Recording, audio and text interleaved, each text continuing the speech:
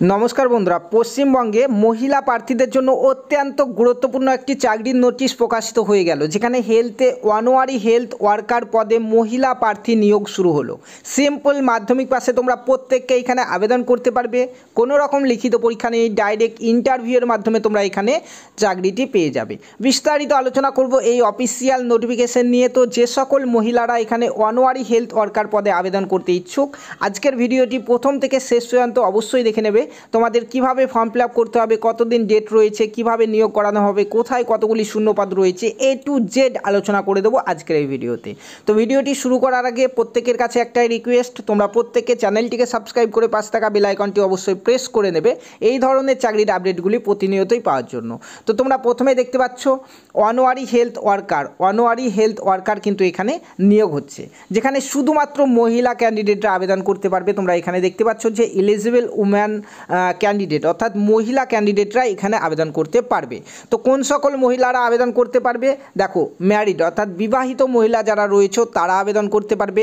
এছাড়াও যাদের বিয়ে হয়ে গেছে এবং ডিভোর্স হয়ে গেছে তারা আবেদন করতে পারবে, কিংবা যারা বিধবা অর্থাৎ স্বামী মারা গেছে তারা আবেদন করতে পারবে। এই তিন ধরনের মহিলারা কিন্তু এখানে আবেদন করতে পারবে, ঠিক আছে।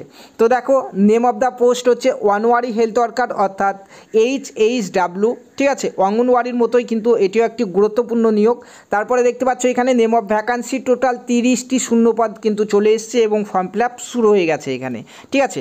চলো নোটিফিকেশনে আর কি বলা রয়েছে আমরা দেখে নিই। এখানে দেখতে পাচ্ছ তোমরা বেতন হচ্ছে 5,250 টাকা প্রতি মাসে কিন্তু এখানে বেতন দেওয়া হবে, ঠিক আছে। তারপরে আর কি বলা হয়েছে দেখো, এখানে দেখো এজ লিমিটে কি বলা হয়েছে। এজ লিমিটে বলা হয়েছে এখানে যে জেনারেল ক্যান্ডিডেটদের এখানে 30 থেকে 40 বছর বয়স কিন্তু প্রয়োজন আবেদন করার জন্য। বয়স ধরা হবে 1/1/2025 তারিখ অনুযায়ী, অর্থাৎ 1/1/2025 তারিখ অনুযায়ী তোমার যদি 30 থেকে 40 বছর বয়স হয়ে থাকে এবং তুমি যদি মহিলা প্রার্থী হয়ে থাকো তাহলে তুমি এখানে আবেদন করতে পারবে। SC STরা এবং OBCরা এখানে বয়সের ছাড় পাবে। ঊর্ধ্ব সীমাতে কিন্তু কোনো বয়সের ছাড় পাবে না, অর্থাৎ 40 বছরের নিচেই হতে হবে প্রত্যেকের বয়স। কিন্তু SC ST OBC তুমি যদি হয়ে থাকো তাহলে তুমি 22 থেকে 40 বছর বয়সের মধ্যেই কিন্তু তুমি এখানে আবেদন করতে পারবে, ঠিক আছে। দেখো, এখানে বয়সের প্রমাণ হিসাবে তোমাকে বার্থ সার্টিফিকেট অর্থাৎ জন্ম সার্টিফিকেট কিংবা মাধ্যমিকের অ্যাডমিট কার্ড, এই দুটোর মধ্যে যে কোনো একটা ডকুমেন্টস কিন্তু ফর্ম ফিল আপের সময় তোমাকে দিতে হবে। তারপরে দেখো শিক্ষাগত যোগ্যতাতে বলা হয়েছে সিম্পল মাধ্যমিক পাস করে থাকলেই তুমি কিন্তু এখানে আবেদন করতে পারবে। এছাড়াও মাধ্যমিকের সমতুল্য কোনো পরীক্ষায় তুমি যদি পাস করে থাকো তাও কিন্তু তুমি এখানে ফর্ম ফিল আপ করতে পারবে, সেটি এখানে বলা হয়েছে, তোমরা দেখতে পাচ্ছ, ঠিক আছে। এবং মাধ্যমিকের মার্কশিটটিকে তোমাদেরকে আপলোড করতে হবে ফর্ম ফিল আপের সময়। তারপরে দেখো এখানে রেসিডেন্টিয়াল কোয়ালিফিকেশনে বলা হয়েছে তোমার বাসিন্দা সার্টিফিকেট দিতে হবে। বাসিন্দা সার্টিফিকেট হিসাবে তুমি ভোটার কার্ড, রেশন কার্ড কিংবা আধার কার্ড, তুমি যে কোনো একটি ডকুমেন্টস দিতে পারো।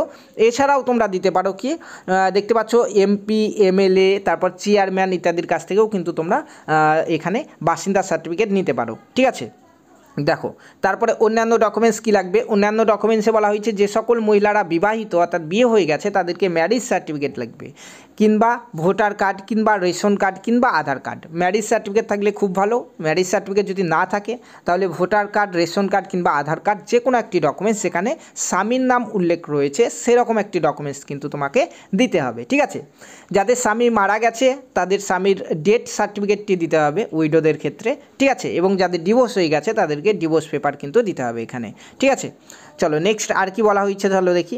সিলেকশন প্রসেস দেখো, খুব সুন্দর একটি সিলেকশন প্রসেস রয়েছে যেখানে কোনো রকম লিখিত পরীক্ষা নেই, ডাইরেক্ট ইন্টারভিউর মাধ্যমে নিয়োগ করা হবে, ঠিক আছে। তোমরা এখানে দেখতে পাচ্ছ 1:10 অনুপাতে ক্যান্ডিডেটকে কিন্তু ডাকা হবে, অর্থাৎ 10 গুণ প্রার্থীকে এখানে ইন্টারভিউর জন্য ডাকা হবে। মনে করো তোমার এলাকাতে 20টি শূন্যপদ রয়েছে, তাহলে 20 × 10 মানে 200 জনের কিন্তু ইন্টারভিউ নেওয়া হবে এবং 200 জনের মধ্যেই কিন্তু এই 20 জনকে চাকরি দেওয়া হবে, ঠিক আছে। তারপরে দেখো ইন্টারভিউয়ে কাদের কীভাবে ডাকা হবে। তো ইন্টারভিউ ডাকার জন্য তোমার মাধ্যমিকের যে নাম্বার পেয়েছো সেখান থেকে কিন্তু মার্ক নিয়ে মেরিট লিস্ট তৈরি হবে, যেখানে 90% থাকছে মাধ্যমিকের মার্ক থেকে এবং 10% থাকছে তোমাদের ইন্টারভিউ থেকে, ঠিক আছে। অর্থাৎ 90 নম্বর হচ্ছে তোমাদের মাধ্যমিকের যে মার্ক, সেই মার্ক ক্যালকুলেশন করে 90-এর মধ্যে কত পাচ্ছ সেটা কিন্তু দেখবে এবং তার সঙ্গে 10 নম্বরের একটি ছোট করে ইন্টারভিউ হবে এবং তারপরে মেরিট লিস্টে উপর দিকে যাদের নাম থাকবে তারাই কিন্তু এখানে চাকরিটি পেয়ে যাবে, ঠিক আছে।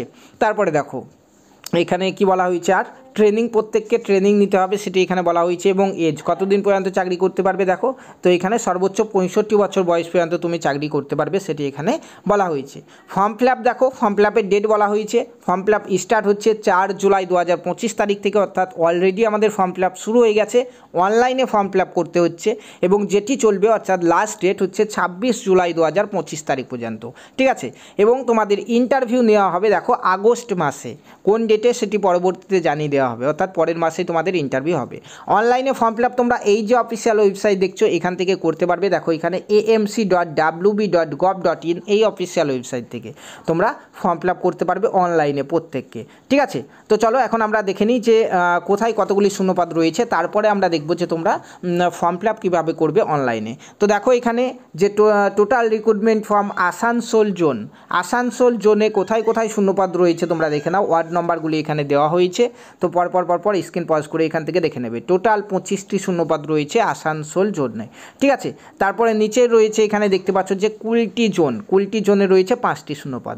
আরও ভালোভাবে ডিটেলসে দেওয়া রয়েছে এখানে তোমরা দেখতে পাচ্ছ নিচের দিকে টোটাল 30টি শূন্যপদ রয়েছে আসানসোল জোনের জন্য। এখানে দেখতে পাচ্ছ ওয়ার্ড নম্বর দেওয়া হয়েছে, তারপরে এখানে কোথায় কতগুলি শূন্যপদ সেগুলি কিন্তু দেওয়া হয়েছে, এখানে ব্রাউট নম্বর দেওয়া হয়েছে, ঠিক আছে। সব কিছু তোমরা এখান থেকে দেখে নেবে। দেখতে পাচ্ছ কোনো জায়গায় 1টি, কোনো জায়গায় 3টি, কোনো জায়গায় 2টি, এভাবে কিন্তু শূন্যপদ এখানে তোমাদের জন্য রয়েছে, ঠিক আছে। নিচের দিকে এখানে দেখতে পাচ্ছ কুলটি জোনের জন্যও কিন্তু এখানে রয়েছে, ঠিক আছে।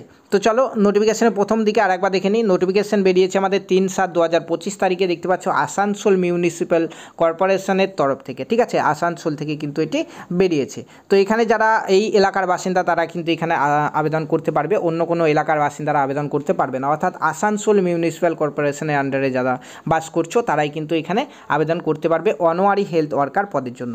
এখন চলো ওই ওয়েবসাইটে গিয়ে আমরা দেখে নিই ফর্ম ফিল আপ কীভাবে করবে।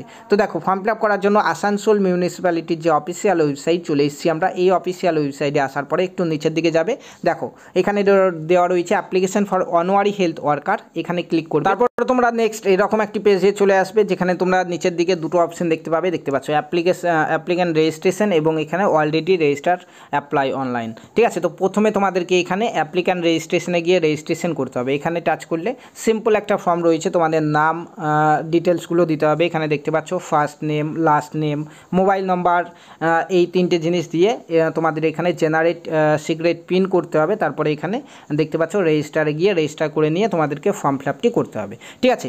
পাশাপাশি অন্যান্য জায়গা থেকে যারা ভিডিওটি দেখলে প্রত্যেকের জায়গার নামগুলি অবশ্যই তোমরা কমেন্টে জানিয়ে দেবে, তাহলে কী হবে তোমাদের জায়গাতে যখনই এই শূন্যপদ বেরোবে সবার আগে তোমাদেরকে আমরা ইনফর্ম করে দেবো। আর একবার বলছি এখানে আবেদন কিন্তু শুধুমাত্র আসানসোল মিউনিসিপ্যালিটি এলাকায় যারা বাসিন্দা তারাই কিন্তু এখানে আবেদন করতে পারবে, সেটি কিন্তু এখানে মেনশন করা রয়েছে, ঠিক আছে। দেখতে পাচ্ছ আসানসোল এবং কুলটি এই যে জোন, এই জোনে যারা বাস করছো তারাই কিন্তু এখানে এই 30টি শূন্যপদের জন্য আবেদন করতে পারবে।